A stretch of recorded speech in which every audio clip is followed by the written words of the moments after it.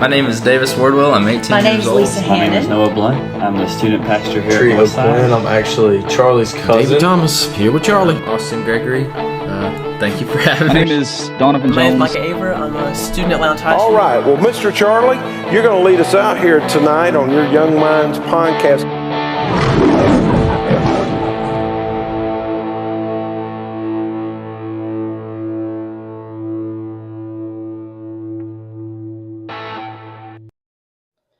Welcome back to the podcast. Today I have Kyle Jackson on with me today. Man, I'm so glad to have you on. We've been talking about this for a little while, haven't we? To have you on. But man, what is your testimony? Well, a little small backstory. Yeah. I mean, I had Jesus in and out throughout my life as a kid. Raised Catholic. Yep. Baptized, as Pastor Robbie says, splashed. Oh, I got a splashing as a baby. yeah. Was it like sprinkled? Sprinkles, yes. Sprinkled, yeah. Okay. Well, I even went through First Communion. Mm-hmm. That was until, second grade. I was in Catholic school, all that. Mm-hmm. Didn't understand it. Didn't know what I was doing. Heck, there was even a moment where someone said, Jesus is God. And I said, oh, okay, sure. That's cool. That's a little crazy. And you were so confused. I was like, yeah, Jesus is the Son of God. Sure, I can get with that. And then they're like, yeah, he is God. And I'm like, yeah, okay. Yeah. Sure. So, brushings with it as a kid. But, then growing up, I tried Catholicism again when I was an adult. So you've dabbled into a lot. A lot of different things. Well, in and out. You know, when I became an adult, me and my brother James, my oldest brother, me and him tried to do, I say try. We went and did, I forget what it's called now. We were confirmed Catholic. Okay. We went through confirmation and everything. Again, still didn't understand it. Yeah. I mean, I was 20, maybe, and it was confusing. Yeah, I bet. If you look at some of the stuff that they put out now, I'm like, what? Yes. But if you look at what Christianity has to offer, it's not. There might be some things if you show a non-believer what in the world, and you got to figure it out. But some of them other religions and stuff, it's like, whoa, what? Yes. It's really confusing. Especially ones that say they're Christians, but you dive in a little bit and you're like, oh, I don't know about that. Yep. Mm-hmm. There's a few here or there. Yeah. But so past that, my brother James continued to dive into that, and he ended up becoming saved Christian. Mm-hmm. And I even remember going to his baptism. Cool.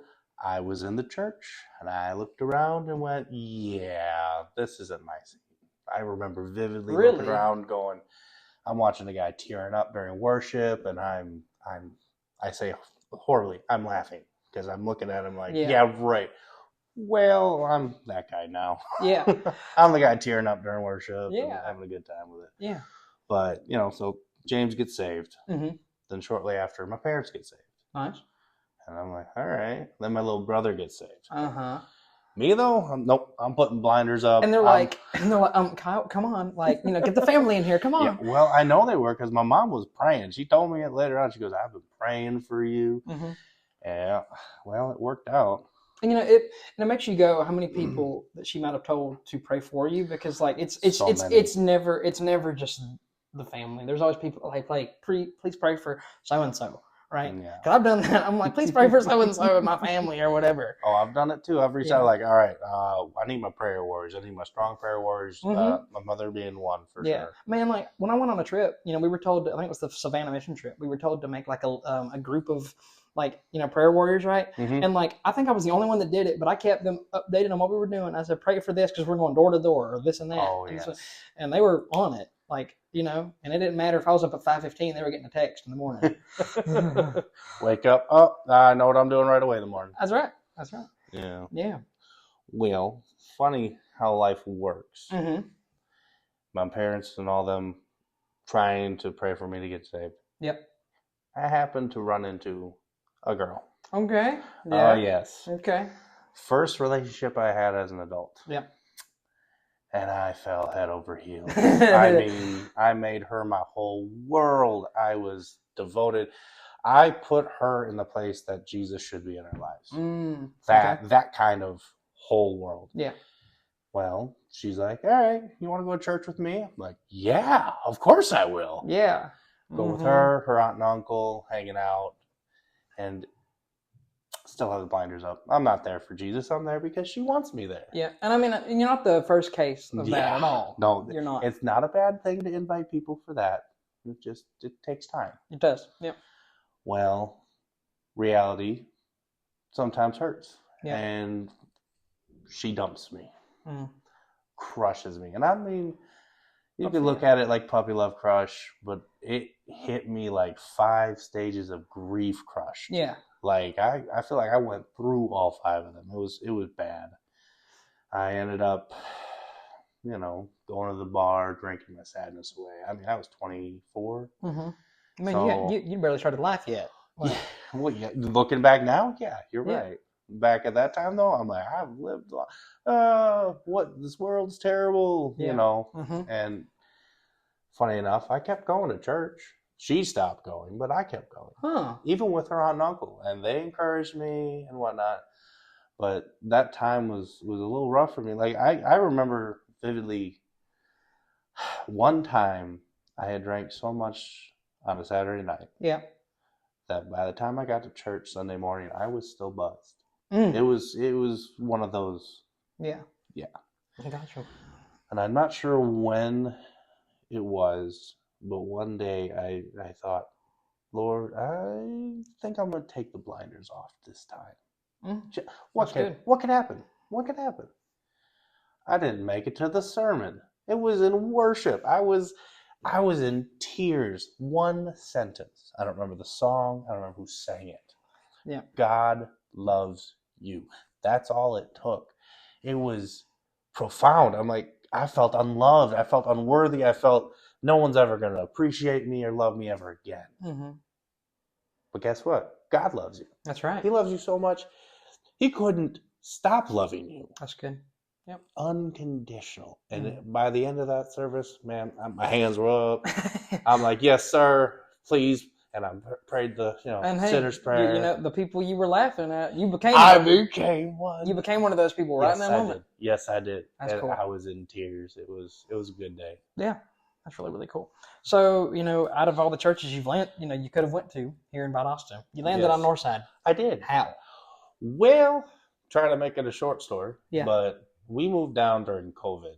Gotcha. So you've been here. Well, I'll say COVID's what, 5 years ago. We were planning to move down to Georgia. 2 years. Well, eventually we're gonna come down. We're gonna open a business with my brother. Yeah. COVID hits and oh no! So we rushed down here because we don't know what life's gonna be like. Right. Well, my brother, he comes here. He's been going to Northside for I don't know how long. He ended up being saved here. So natural fit. I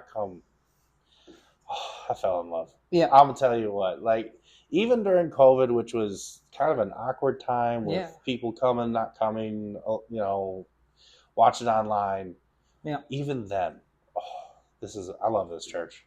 And that's a unique testimony because, not everybody's going to have that. No. I'm sure that, I'm just being honest, probably, and it was like this for many churches, their church attendance, or at least like their numbers, like new members coming in, probably was very small. Because I would think, because it's COVID, right? And people don't want to even, go to the places they normally went, let alone go to a new place, Yeah. And so that's awesome. Well, one part of it also was that choir. Yeah. That loft, that was a selling point. I'm just saying. Yeah. Sitting in that. And we'll get to it later, but you're in it now. Yes. Yes. And so, speaking of, what got you interested? Singing in the choir. Well, I've been singing since I can remember. Even back in Catholic days, I was, in the choir then. Choir all through high school, grade school, all that. And funny enough, I found out even before I was saved, I noticed that singing secular songs, I hate the sound of my voice. I can't sing them. I can't match pitch. I can't. It just, if I'm singing it, I know I'm going to sound terrible. Yeah. But even before I was saved, I noticed singing church songs. Yeah. I love the sound of my voice. I can match pitch. That's I can find funny. it. Yeah. And it was just like, I didn't know then why, but I see now in hindsight. And you know, sorry to interrupt you. No, That you say that, and sometimes we have all those moments where like you're just like singing in like your house or singing in the shower or whatever. I feel kind of the same way a little bit, even if it probably sounds terrible. And my mom's like, "Shush, please." It sounds all right to me. Yeah. And I'm like, "Heck yeah, I'm fixing to go march up there and tell Jeff I want a solo. This sounds great." But no, I don't want to do that. But I definitely see where you're coming from with that. Oh yeah. Especially when I think because you're putting so much more passion and joy There's into that. There's that. Like one of the new songs I know we're doing, and that just came out, "The King Is in the Room" by Phil Wickham, right? I love that song so much. Yes. And I'm like, even though my mom doesn't know it, because I try to because she's gonna be like, "You sound terrible," because we joke around to each other, like she'll start singing and I'm like, "I don't know about that," so I know she would come after me if I started singing. So I like go around a corner when she can't see me, and then I'm like, I start just like I just start belting it, Well, I for one appreciate passion over talent. Talent is great. Yeah. I love talent, but watching some people who are just talented but don't have passion for it, it doesn't bring me into it, And I'll tell you what's great is I love the soloists we have, yes. I feel like we have, I know that we have like our, I guess you say like mainstay soloists-ish. Yes. But I love it when we see new people step up to the plate. Yes. Like Brett, for example. I was gonna say that one. Brett just came up and he did that solo with Kayla, and man, my mother was visiting when he sang, and I'm like, I tapped her on the shoulder, like, Bob, wait till he sings. It's like just hear this, and not being rude to him at all, but a lot of people, when you hear them talk, there's no way, there's no way that his voice could sound so different when he sings, but it does. It's like even hearing somebody like, say, a famous Christian example, Phil Wickham. When he speaks, I'm like, there's no way. I don't know if I've heard. But then, I was listening to a podcast or something with him in it, and it was like, there's no way. But then he's just belting it out. It's like, whoa, and it's like the same way I think, with our choir sometimes. Oh yes. And I don't know how I sound, but I mean, hey, you stand next to me, so you can. Well, I've had people tell me they enjoy my voice. I mean, from an outsider's perspective, it's nice to hear that. Yeah, I'll tell you one thing. I don't care if that's gotten to the point now where I'm like, you can hear me or not. If we're standing next to each other, you're going to hear me. Well, it also speaks to confidence. If you have confidence in your voice, whether you think you're good sounding or not, if you're confident, you sing better. Yeah. 100%. Which is huge. And there's, of course, it also depends on song, whatever, if you enjoy certain types of worship songs, whatever, there's so many of them, even some of the older hymns. Yeah. Because we put a really nice spin on them, that it mixes in well with the, the rest of Phil Wickham songs, Brandon Lake, whatever. Oh yeah. And so you're like, I love it all, like some of these older hymns, like praise him, right? I wouldn't think I would. I mean, I'm not old. I'm still pretty young, right? Yeah. You wouldn't think I would love that, but then I found it on YouTube, and I'm like, that's so fun. It's such a fun song to do. Yeah. And hey, Jeff, I need to do that again if you're listening to this. We got to do that song again, Please. Please, I'm asking for it. Because last time we did it, I was not here. I was sick or something, and I was sitting in the congregation listening to the choir sing, and I'm just like, ugh. Really? And I'm like, snotty nose, all this stuff. And I'm like, I can't even sing along right now. I can't even sing. No. But so what do you do for work, and how do you see God working it? Well, simple. I work in cabinets. Okay. Right now I'm building. Yeah. I started 15 years ago plus, somewhere around there. Gotcha. Was in the paint room forever and started work at S&S Woodworking. Mm-hmm. They hired me to build. And I was, I'm game. Wherever you need me, let's do this. Mm-hmm. Well, to get this job is where I see God in this job. Mm-hmm. Prior to this job, I was doing a cabinet shop down in Florida, going to Lake City and back, living in Valdosta. Okay. Well, there's a moment, sorry. You're good. When I ended up taking my kids on full time as a single parent. Yeah. It was about this time. It was actually just before I got this job. Yeah. I couldn't do the Lake City drive anymore. I Yeah, needed of course something not. local. I needed something that was within, where I could manage. Yeah. And Eddie Bawani. Yeah. Good Love friend. Eddie. Love Eddie. Eddie, if you're listening, I love you. Anyway, so I was talking to him one day, and I mentioned I needed to find a job. Yeah. And he's like, hold on, I got something. I know somebody, let me get you in contact with him. Yeah. April Strickland, my boss. Yeah. He knows her, gets me in contact. I put in an application. I don't feel I would have got this job if it weren't for God orchestrating the people in my life. Isn't that awesome? But then you had to, but first you didn't up here, Correct. I had to get here. Uh-huh. All the things that orchestrated me to get here, to get the friends, to get the job. Yep. And the blessing of having this job, it is functional with my life. That's It is, I'm able to do what I need to take care of my kids, doctor's appointments, sick kids. Oh, I'm sure there's a lot of germs that run around that house. Sometimes it's just me. Oh, no. These kids sometimes just give it to me and they never have it. It's just weird. That's weird. But so yeah, being able to work around that, this job is a blessing. I get paid what I need to be to take care of my bills and my kids. This job itself is a blessing, and I thank God for it every day. Amen. That's good. That's really good. And and I wasn't gonna press you on that at all. If if you didn't want to say it, but I'm glad you did. Yeah. About, being a single parent. Because it kind of leads into the next question a little bit about how do you keep your kids godly? And I mean, because of course in the Bible we see that talks about I guess the husband and wife team. Keeping your kids godly, right? So it's probably even more of a challenge. I mean, I'm not saying that you can't do it. You're doing a great job with it. Well, thank you. But, it's a challenge even more so because they're all around the same age too, aren't they? Yeah, 9, 7, and 6. Yeah, Emmett, oh my gosh. If he listens to this, he's a rascal. Okay? And the context for that is because I had Emmett in my VBS group one year.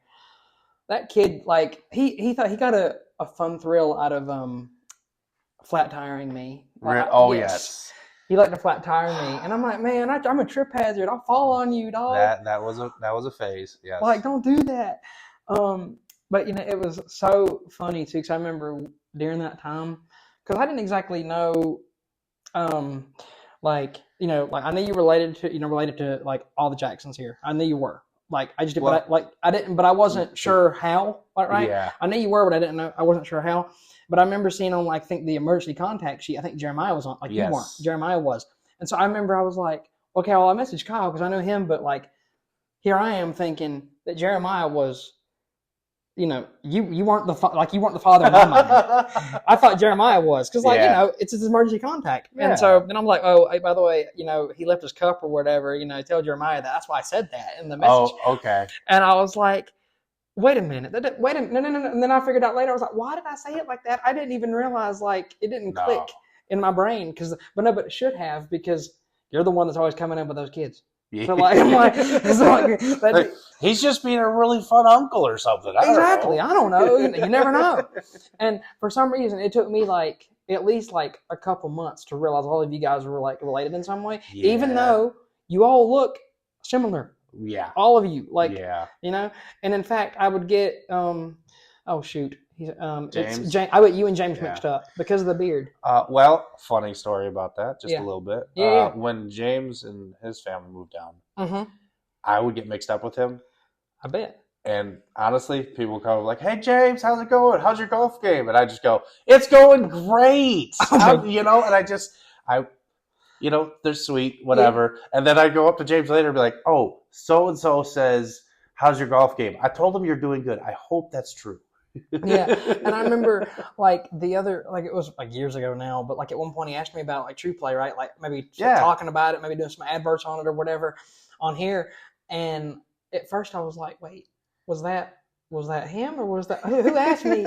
Because it was and I wasn't sure. I was like, oh yeah. It's I would get so confused. I was like, but I figured it out now. I know, I know all the connections now, but it took me, it felt like forever to figure it out. Well, that's very common. Honestly, I answer to all my brothers' names at this point. If you call me Corey, Jeremy, James, I answer. How many brothers do you have? I have 3. Okay, I was about to say, I'm third of 4.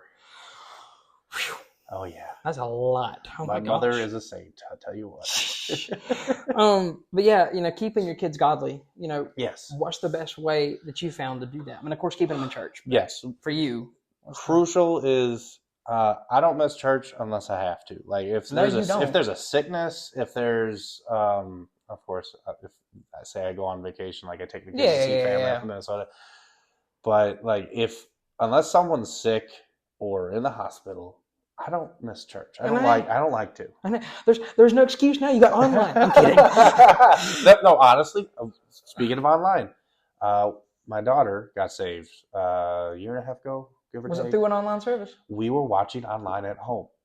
I mean, we were talking for a while there, but we were home. One of the kids were sick, and she's watching. We just snuggled on the couch, and then she's like, "Dad," and just starts asking questions. And we talked to Eddie Mawani, and I tell you what, it was less than 2 weeks later she was saved. It was just like because of online, and actually, I think it was Randy was talking. I think which Randy is amazing. Preaching. Yeah, and that's cool because now that when you say that, because that means even though he is the senior adult pastor, his message touched somebody that's on the complete opposite spectrum of where he is in his ministry. That's really cool. Oh yeah, that's so cool. Shout out to Randy Mullinax, by the way, great guy. And I've got to say this every time. I haven't said this in a while, so I got to remind people. I was the first person he baptized here, by the way. Oh yeah, shameless plug, but that's always been so cool. It's like he told me that, and I'm like, because I remember the day that he told me that. I looked at him, and I'm like, really? What? No way! Like, because he said he'd only been there at Northside for 4 months at the time. Really? Well, you. Yeah, because I got there in 2022. Yeah, and he'd only been there 4 months, and then somehow they were like, "Hey, Randy, why don't you baptize us Sunday?" And it was just happened to be me and my mom, and I was like, I just got and I didn't. It was so funny because he told me to point to my friends that were down there in the pews, and they didn't know I was going to do it. I didn't either because we talked about that in the back rooms, in the back there. They talked to you and everything beforehand. Yeah. Right. And so they were shocked when I went down there, and I went I knew where they were, and I pointed down to them. They were and it was funny. I saw them go. They waved, and it was so funny because they put it up on the big screen and everything. Oh yeah. And cause I didn't know what my expression was. I was hoping it was smiling, But then I saw back at the pictures my uncle had taken. I was grinning. I was like, yes. I was I looked happy. Yay! This is what I wanted. Because some of the baptisms, they're all great, but some of them, they look nervous a little bit because they're up there, up in the, my daughter was nervous. I bet. Yeah. Well, because and I remember this. I got baptized pretty soon, after I joined the church. I literally joined and then. Because I got saved on Easter and then joined and then got baptized the next week. So I didn't know any of the choir members. You probably were up there, probably. You might have been. I don't know. Might have been. I don't know. You might have been up there. I don't know. I'd have to look in the back in the video footage on YouTube because it's there. Well, I guess we're going to have to look. We'll have to look at some point but it was so awkward because they're all just they turn around and they're just staring at me. I'm like, who? I don't know if you've ever seen this SpongeBob episode where Patrick goes, "Who are you people?" But that's how I felt. I was like, "Who are you people?" Because I didn't know who a single person was. I was at the time, of course. Now I know half of them. But at the time I was like, I don't know who these people are. They're just staring at me, they're all good people. Oh, they are. Now they've been on here,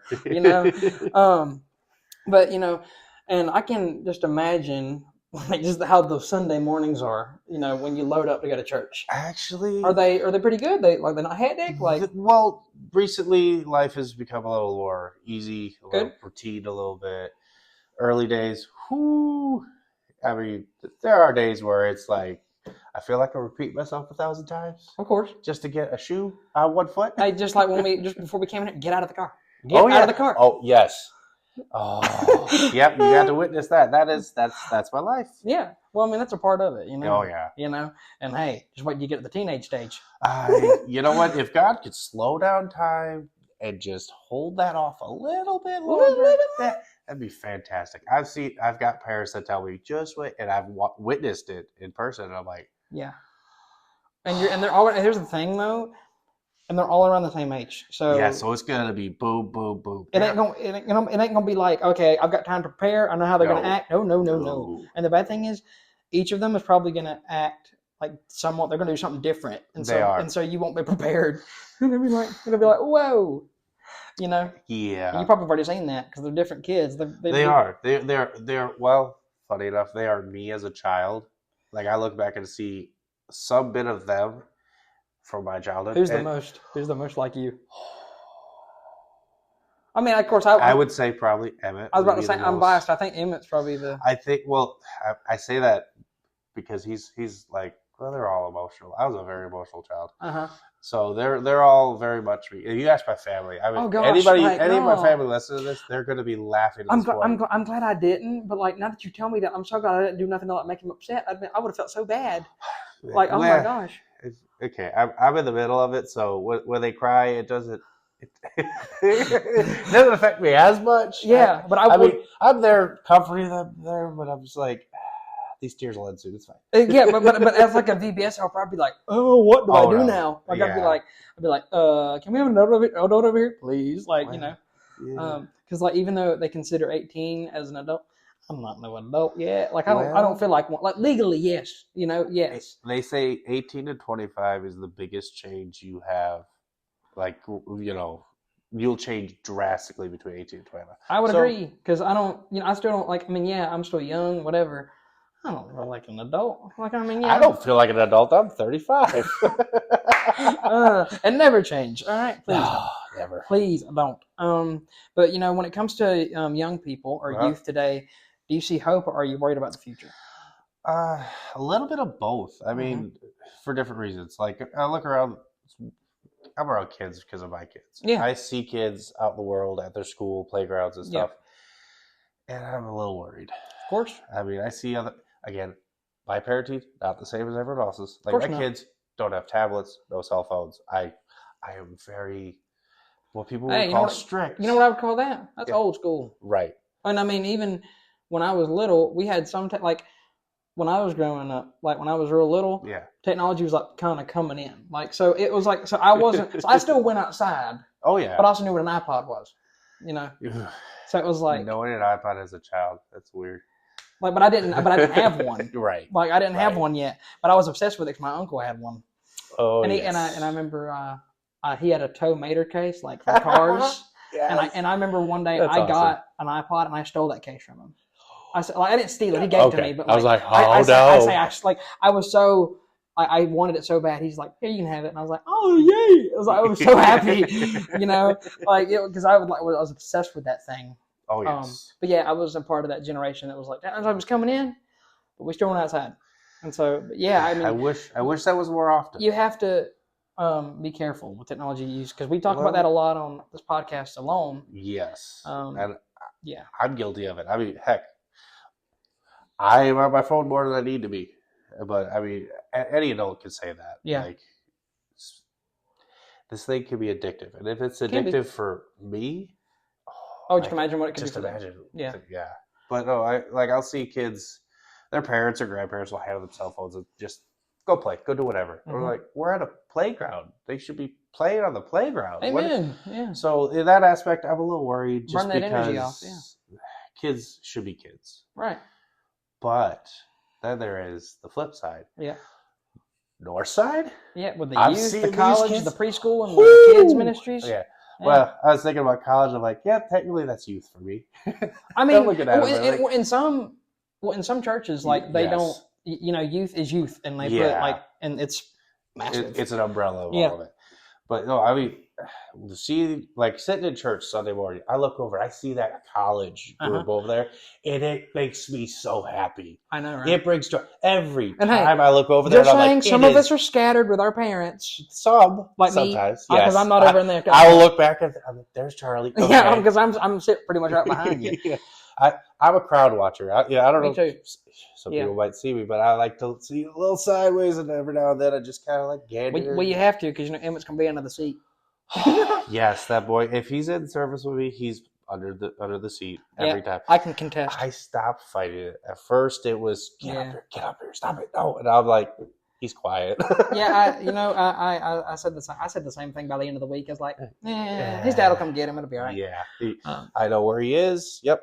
I see his leg still. We're good. Yeah, but yeah, that college ministry, it's really encouraging to see that. Yes. And also, you see the youth scatter throughout, and on Yes. Sunday nights, right? Well, they're always in the front. Oh yeah, I forget about that. Sunday nights they are right there. Mm-hmm.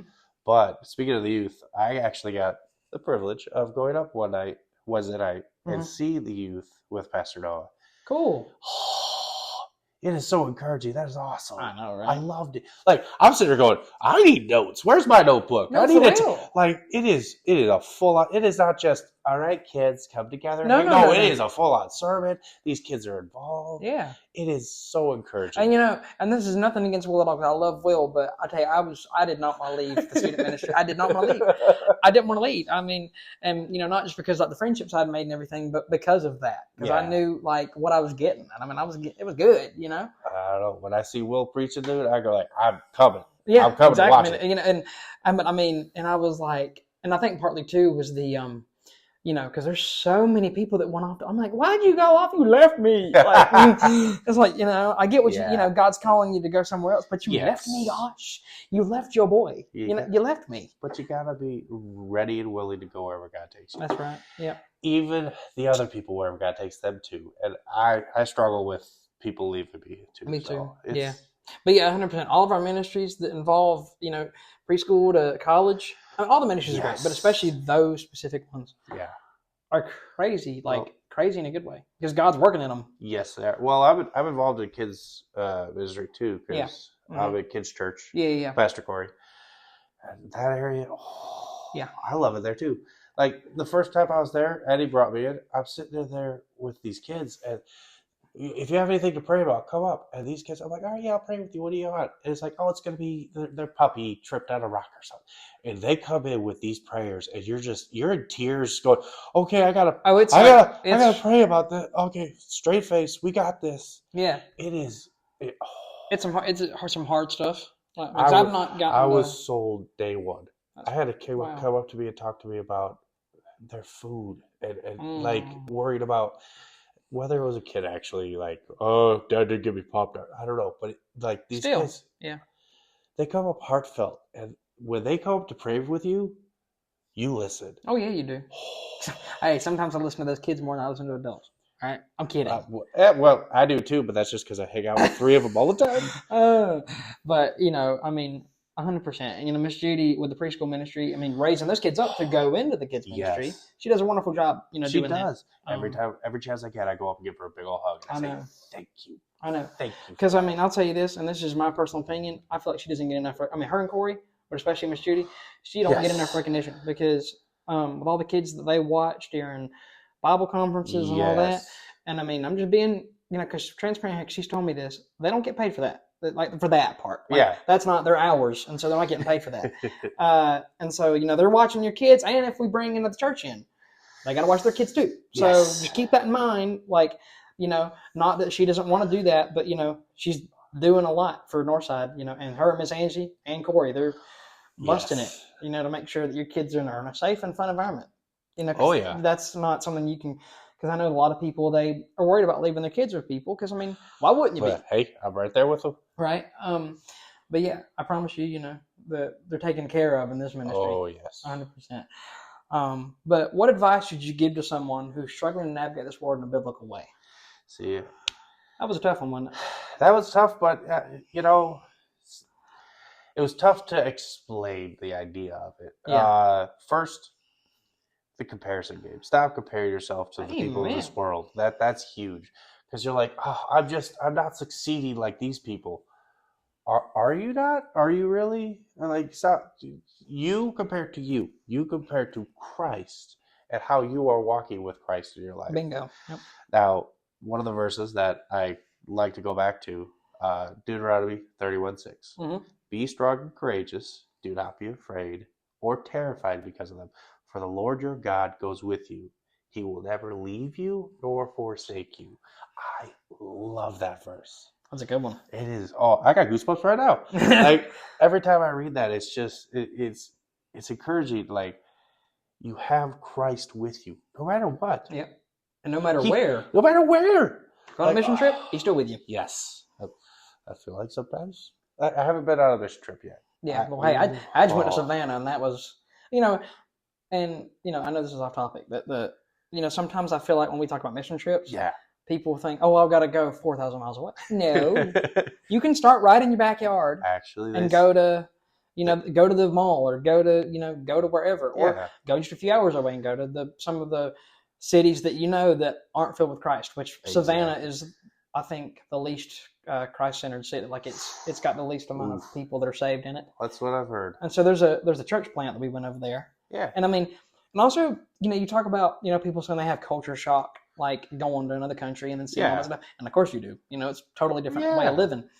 But I even had a bit of culture shock going to just a few hours away to Savannah, seeing this church. Because, Northside, we're used to seeing people upon people coming in here. Yeah. And then guess how many people, like this church had like 12. And it's like, I mean, and of course, and and I mean, if she's listening to this, because I know she still follows me on social media, I think I was talking to the daughter, you could just tell it was like, she wants that so bad. Like, cause we were talking about our stories, like the pastor's daughter, she was telling us about, about how she wants it to grow so bad. And, we were talking about how Northside's growing so much and yada, yada, yada. Yeah. Well, to encourage, any church plant or whatever, it takes time, because Northside wasn't always like this. Patience. Because, I don't know if you've heard the stories, but, Pastor Robbie wasn't always here. And the day that, Northside was a few weeks away from closing its doors. See, I didn't know that. Until then God was like, here's Pastor Robbie. And Pastor Robbie came in, and then he was like, give me a year and see, I can learn how the church operates, and then I'll see what we can change. Yeah. And then God was like, all right, Pastor Robbie, let loose. And then now we got, 11 years later, bam, we're here where we're at now. Yeah. And that's part of, again, I'm going on a tangent, but here we go. I like tangents. Keep going. Yeah, but part of, I think, what needs to be addressed for like new members, and is we got to tell the church's history. You can't just leave it wide, because people are curious. Like, because I mean, see, you didn't know that, and you've been here for 5 years now? 5, 6 years now? 5 years. Yeah. 5 or so. And so it's like, if you bring new members in, they got to be educated on the hardships we went through before we're at the point of. It's the church's testimony. Right. It's not just people, but the church itself as a whole. And, one thing, and this is just a shameless plug because I went over to Sherwood for a week for a film festival. Ooh. Oh, yeah. Yeah. And one thing that I thought was unique, and sure, they have like triple the budget of what Northside has. It's massive. But still, we could do this on a smaller scale, like with a booklet or something. Yeah. They had like a museum of like old relics and things, and it showed their history. Oh. So like, because it was too much history for them to go over like with the new members every time they came in. Yeah. But so you could stop by at any point and just read and look and take pictures and see what, and see where the church came from and like how it looked back in the day. And, I just like walking around the church and looking at here at Northside, just looking like, all right, what part was the old part of the church? What's the new? Where's the extension? Just trying to figure all that out. I do know. Do you know where it's at? Kind of. The kids' church wing was the sanctuary, and I'm thinking, what? Yep. That's insane. But if we did something like that to connect people, like when they first come in, they're like, man, this church has been through some stuff, but look where God's brought them out. Yeah, we come from this room where the kids are hanging out to where we're at this now. Massive room. Yeah. Yes, I know. I mean, it's crazy, to really see that. But why do you think people, especially young people, they often run away when they hear the name Jesus? So, like in a conversation. So, like, So, like, I'll give you an example. It's like, me and you were talking about Jesus, right? And then a non-believer comes up and they're like, oh, nope, don't want to talk about it because that's just not their thing. Well, I like to think it is because when people hear Jesus today, they think rules. They think, the rules that keep them from doing whatever they want. Or they don't want to change, yeah. Right. Mm-hmm. Well, I mean, as a Christian, I still don't like change. Me neither. And God's working on it with me. I'm accepting it. Yeah. I don't like it. I go kicking and screaming sometimes, but, I'm doing better. Right. But, they hear Jesus and they hear accountability. Yeah. For whatever they're doing, and they flee from it. Yeah. Now, Jesus to them, chains. They feel like that's oppression, that which is ironic because it is. As a Christian, we see Jesus breaks our chains. Right. We are free from chains with Jesus, but they see, that's right. Oh, there's these rules. You look at the commandments and look at all these things, and you have to follow this. And if you don't, if I don't what? then what? Well, maybe that's an opportunity to speak and talk into them. Yeah. But they don't want to hear it. So they run. Amen. You got that. You nailed that. That's going to be a YouTube short. You watch it. That'll be a YouTube short here in like a week or two. Yay. So, in your opinion, how do you think students should share Jesus without coming across as prideful? Try to keep it simple, but stay humble. That's good. Give it to God. God is the reason for it. What He's done in your life, not what you've done. That's good. And simple, less of me, more God. Mm-hmm. Point it to God. Let us decrease and let Him increase. Yes. Yep. Easy. Good. So if you could describe NBC in one word, what would it be and why? And let me tell you this. I've gotten some crazy, funny, good answers. But, everybody, cause sometimes people they don't want the questions ahead of time. And then I ask them that, and they're like, oof, I should have got the questions ahead of time after that one. But, what is your answer to that? I have a very good one. Okay. Home. That's good. It is, well, at least on earth, it's home. Yeah. And the feeling when you go on vacation or you're at work forever and you come home, you open your door and you just, I'm home. Yeah. That I get here tenfold. When I come into church, okay, I don't know if it comes across, but I am an introvert. I can talk to people all day long as me and you, we can talk all day long. Yeah, we'll probably get in trouble in the car one day, probably. Oh, yes. Yeah, we're going to be one of them people. It's fine. We have a few in the church. It's okay. But, for someone like me who, I could go to a party or gathering or whatever, and I'm just sitting watching, and I'm perfectly content watching. Me too. If I talk to somebody, I talk to somebody. But here at church, I could talk to almost anybody in this church. It is so inviting, so welcoming. I could just walk up to somebody and be like, all right, hey, how's your mom? I don't know your mom, but how's your mom? Yeah. And we'd have a full-on conversation, as if, I love this place. I really do. It is hope to me. So I love it. That's great. For my final question, what is your life verse or verses, and why is it important to you? Well, one of them I did say earlier was just Deuteronomy 31:6. Mm-hmm. One, I have tattooed on my arm. Nice. Luke 5:20. When Jesus saw their faith, He said, "Friend, your sins are forgiven." That's good. That by faith. It is not works. It's not anything you could have done. It is your faith that saves you. Have your faith in Christ. That is huge. Again, goosebumps. Yeah. I can't help it, but that's good. I love that. And then Joshua 24:15. Yep. Not just the one that everyone quotes, the part where, as for me and my house, we will serve the Lord, but the whole verse. Yeah.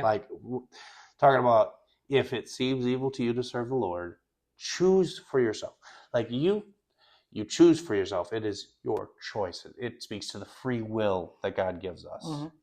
And we are allowed to make that choice. That's good. So I love it. That's so good. Well, that's all the questions I have. It might have flown by, but I thank you for coming on and your willingness, and also moving your schedule around, because I know it's not easy with, you got what, 4? Is it 3 or 4? 3. I don't know why. It looked like you had 4 in there. Well, I had, but I only fit 3 in that back seat. Yeah. But, thank you for moving your schedule around and, being accommodating, because I know it's not easy to do. My life is flexible. It has to be. And if it's not, man. Yeah.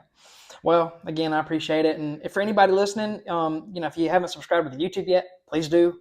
And if you're checking it out on Apple or Spotify, follow us there. And also there's a website now. You can get merchandise, and I will send it your way. Just make sure you got to send me the right amount of money.